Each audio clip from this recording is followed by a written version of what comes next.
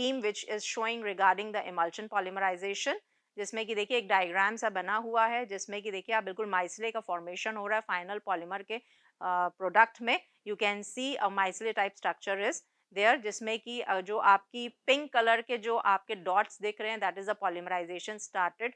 जो black circles आपको दिख रहे हैं that is the monomer, and the green part is the with the tail is a surfactant. So now let's come to the next polymerization technique, that is the solution polymerization technique. Solution polymerization is a type of what? Industrial polymerization technique. और ये क्योंकि industrial polymerisation technique हम बोलते हैं तो इसमें क्या हम करते हैं, जो मोनोमर है वो डिसॉल्व करते हैं किसी भी नॉन रिएक्टिव सॉल्वेंट में. नॉन रिएक्टिव सॉल्वेंट में जब हम किसी मोनोमर को डिसॉल्व करते हैं तो it contains either a process contains either a catalyst और अ इनिशिएटर. और जो रिएक्शन में हमें प्रोडक्ट मिलता है that is a polymer, we all know. तो it is always soluble in the chosen solvent, whatever solvent you will choose, क्योंकि industrial preparations में मोस्टली या इंडस्ट्रियल पॉलीमराइजेशन की कैटेगरी में इसको हम काउंट करते हैं सॉल्यूशन पॉलीमराइजेशन को. तो इसमें क्या है, आपका जो heat release by the reaction है वो कौन एब्जॉर्ब कर लेता है, आपका सॉल्वेंट ही एब्जॉर्ब कर लेता है. देयरफॉर जो आपका रिएक्शन रेट है that reduces. Moreover the viscosity आपका जो रिएक्शन मिक्सचर की है वो क्या हो जाती है, आपकी रिड्यूस हो जाती है. तो क्योंकि विस्कोसिटी रिड्यूस हो जाती है तो it does not allow auto acceleration at high monomer concentration. Auto acceleration का मतलब है कि अपने आप फिर से पॉलीमर जो है, मोनोमर्स अगर बचते भी हैं नहीं पूरी तरह पॉलीमराइज होते तो फिर से सिस्टम जो है फिर से कंटिन्यू नहीं हो जाता. Once the maximum conversion is obtain, excess solvent जो है वो हम क्या करते हैं, रिमूव कर देते हैं and we get the pure form of the polymer. Polymer जो बनता है it can be used for surface coating. This is very important to understand that what type of polymers are produced. So always remember the polymer which are produced they are used for surface coating, and already examples are given that it is used in the production of polyvinyl chloride, polyacrylic acid, polyacrylamide and polyvinyl alcohol, polybutadienes. So such type of polymers can be produced by this solution polymerization technique, which is also known as what? Industrial polymerization. So again let's discuss regarding the advantages of solution polymerization. तो always remember जो solvent इसमें होगा it act as diluent and it helps in facilitating continuous transfer of heat of polymerization. So this is a very important point that continuous जो transfer of heat है इस mode of polymerization technique में, that is very good. इसका मतलब जो भी temperature है वो क्या रहता है, पूरे सिस्टम का क्या रहता है, कंट्रोल रहता है. इसीलिए इसको इंडस्ट्रियल पॉलीमराइजेशन टेक्निक भी हम बोलते हैं. दूसरी चीज जो सॉल्वेंट है वो अलाउ करता है easily stirring as it decreases the viscosity of the reaction mixture. तो देयरफॉर सॉल्वेंट जो है it allows easy stirring because it decreases the viscosity of the reaction mixture.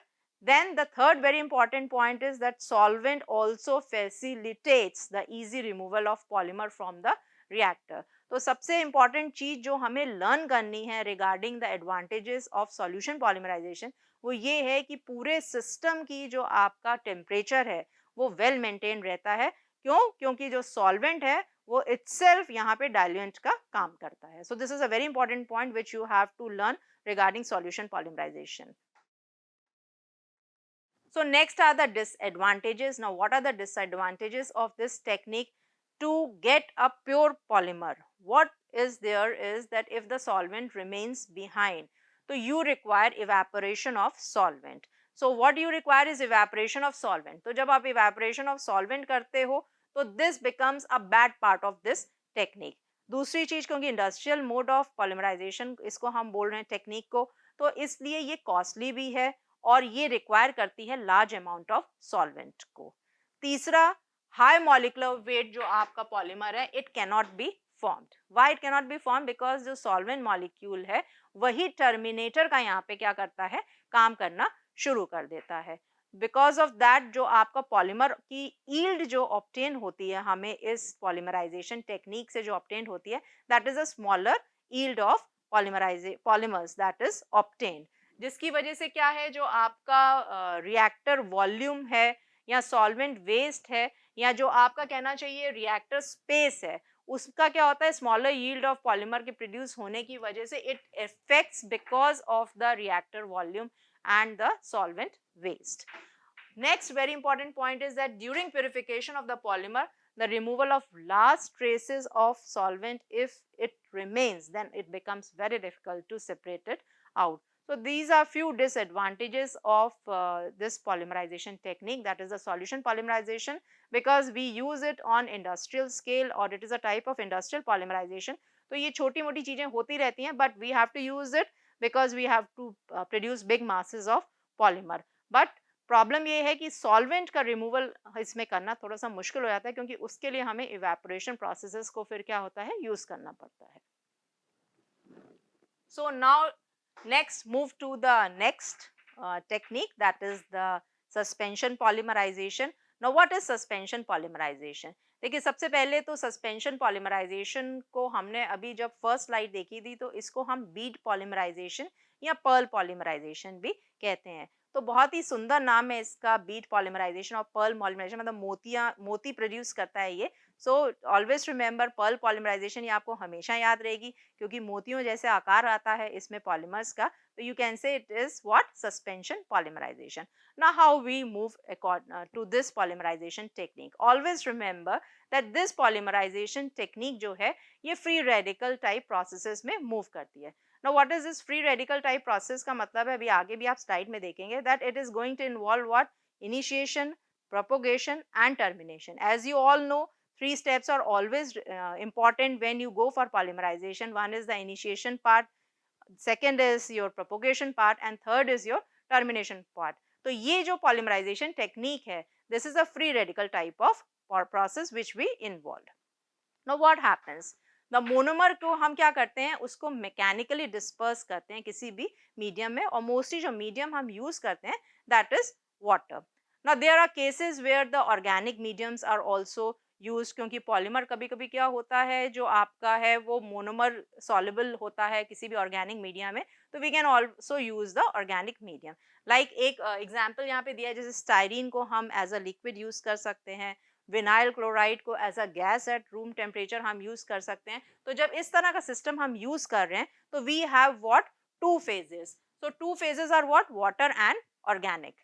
Now suspension polymerization में आप ये भी, I told you already that it involves three steps, that is initiation, propagation and termination. So this way you can differentiate this polymerization technique from other polymerization technique. Now second most important point is, जो भी monomer आपका है वो polymerize करता है and it forms spheres of polymers. Because it forms spheres of polymers, therefore you call it as pearl polymerization. ये देखिए एक छोटा सा प्लांट समझा रखा है इसके अंदर, जैसे कि जो सस्पेंशन पॉलीमराइजेशन का ये प्लांट इस तरह लगता है, इंडस्ट्रीज में बड़े बड़े प्लांट्स लगते हैं, and you can see this picture. So this is a plant for suspension polymerization, and this is a small diagram which is being shown. So you can see that how polymerization process is being done, and what you get spheres. और starting में आप polymerisation starters देख रहे हैं, monomer droplets देख रहे हैं, और जो पिंक कलर के पार्टिकल्स आपको मिल रहे हैं that is the polymer particles, and they are what, round in shape, they are like spheres, और you can say they are like beads.